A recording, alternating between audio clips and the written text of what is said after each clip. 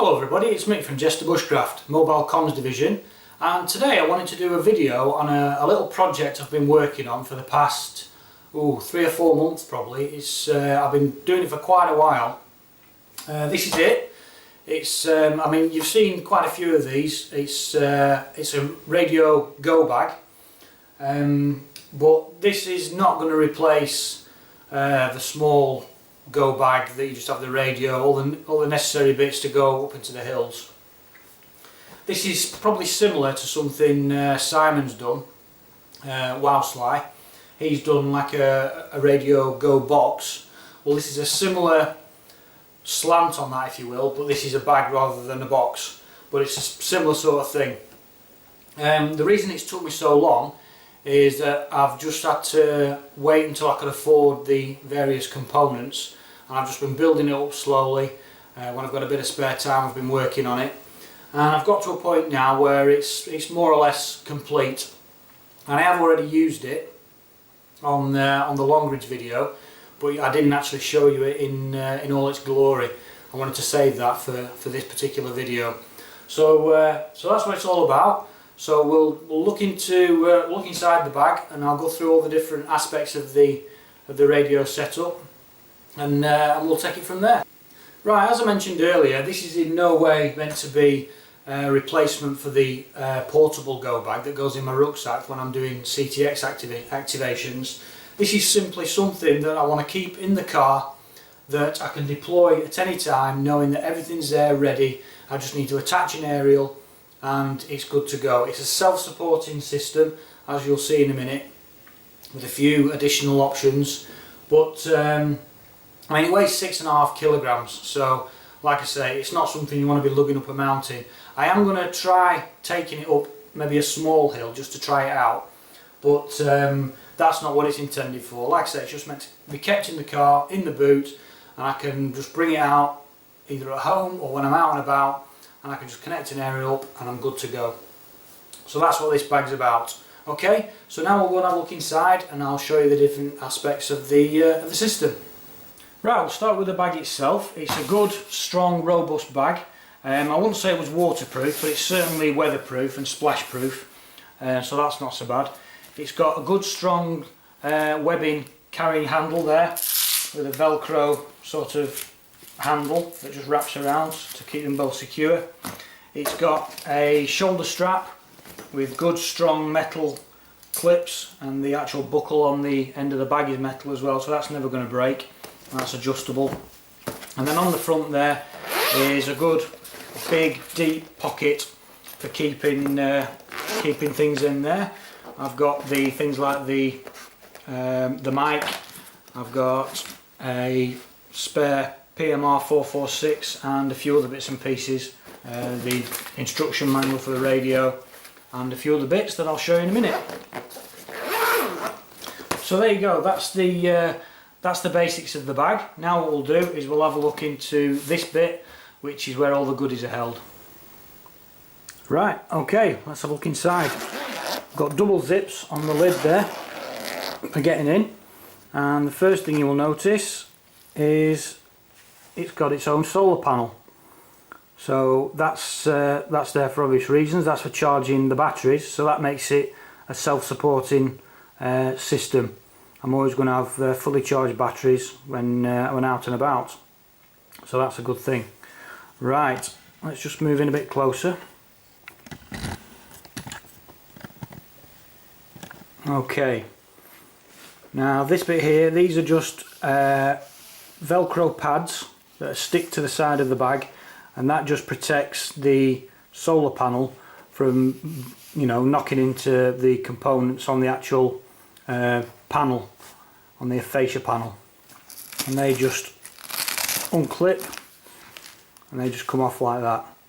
So you can see there I've got the radio, which is a Cobra 19DX4 EU version, and that's mounted in the DIN mount that sits into the fascia panel. I've got the SO239 aerial socket there. I've got two 12 volt outlets, one there with dust caps, and there's one there as well which has the LED voltmeter. This is the plug for the solar panel, which can plug into there, and then everything is switched so I can isolate certain points of the system, and that I'll go into in a minute. So I mean, I have got a space there which I had intended to put an external speaker for the CB, because I thought once it's mounted in there and it's in the bag, I'm not going to be able to hear it very well, but I've tried it and the sound is actually very good.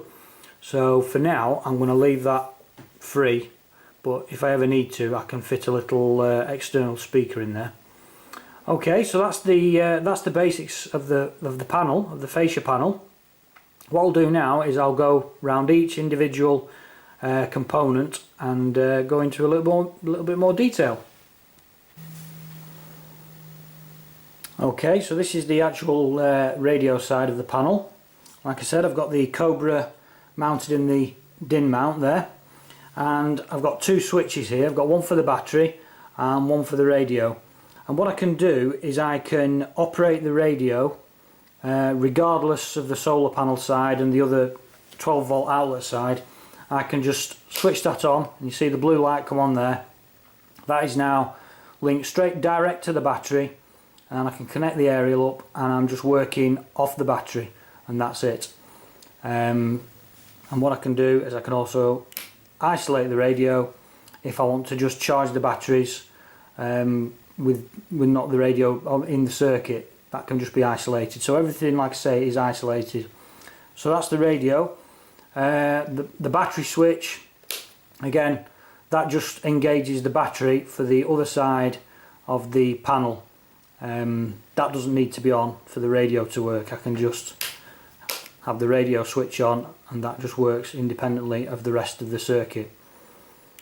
So that's the radio side. Obviously that's where you connect your mic, and that's it really for that side.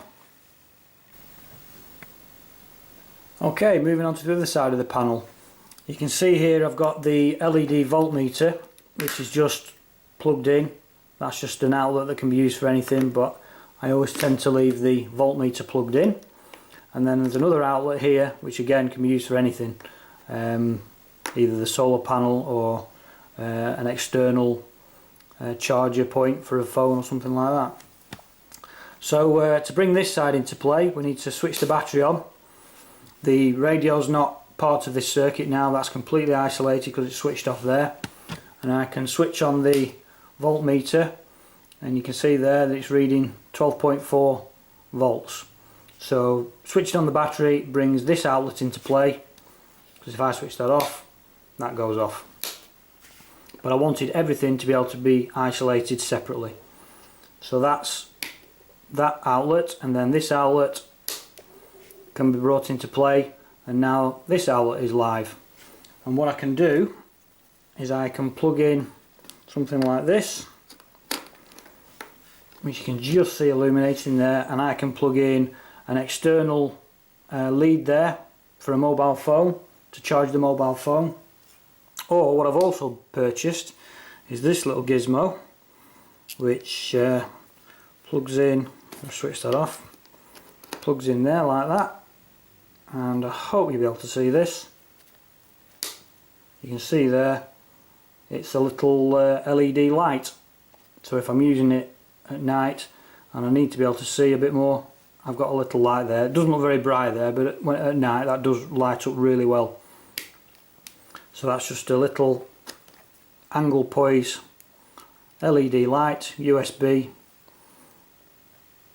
which is just a little additional item I purchased to give me a few more options.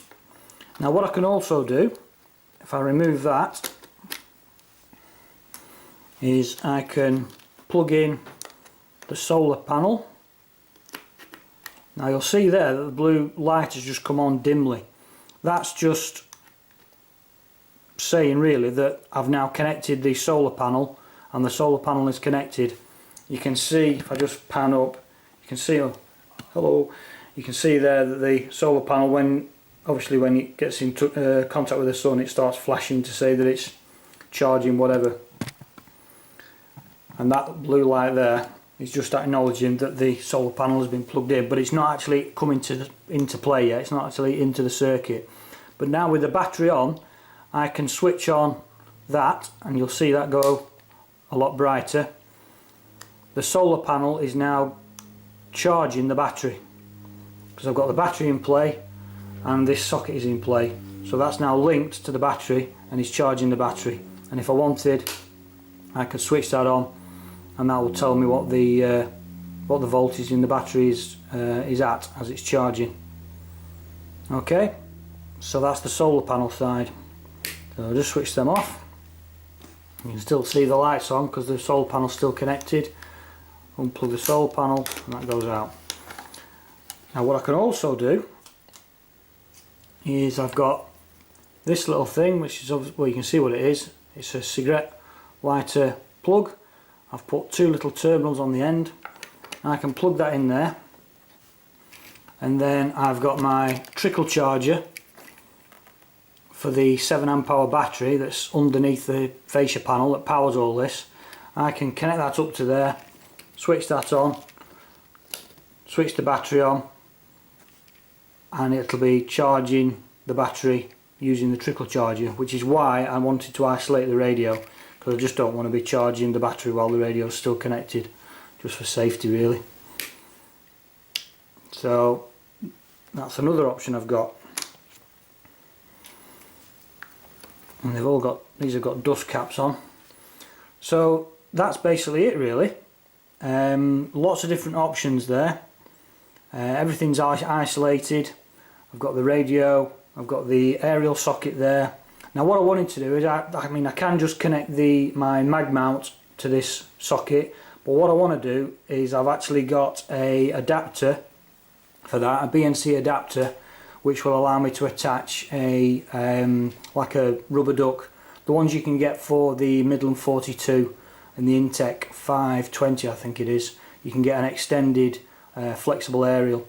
So I want to try and get one of them for there, or maybe some kind of telescopic aerial that's got a BNC end on it that I can attach to there. I just wanted to try that out to see how well it performs. So then I really would be completely portable. I wouldn't even need to set up an aerial. I can just clip it onto there, and hopefully might be able to make some kind of contact with it. But that's just something I want to try. That's going to be an experiment. So so there you go. That's the radio go bag. That's completely self-contained with its solar panel. It's got its solar panel, the radio. I've got voltage check. I can charge my phone. I've got a little light. Everything's there. So what I'm going to do is I'm going to try this out in the field to see how it operates.